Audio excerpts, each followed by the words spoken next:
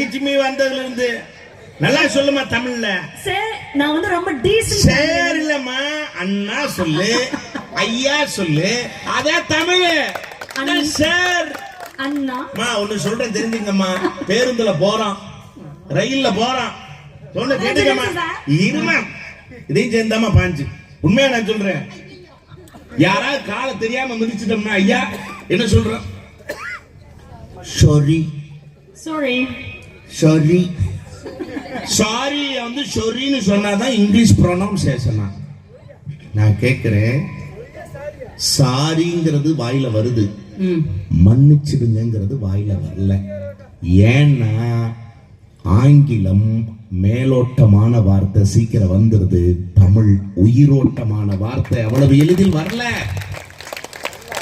நீ பேசு. நான் என்ன பண்ணேன்? கம்பி மேல நட, என்னால முடியாது. செந்தில் நிக்கிற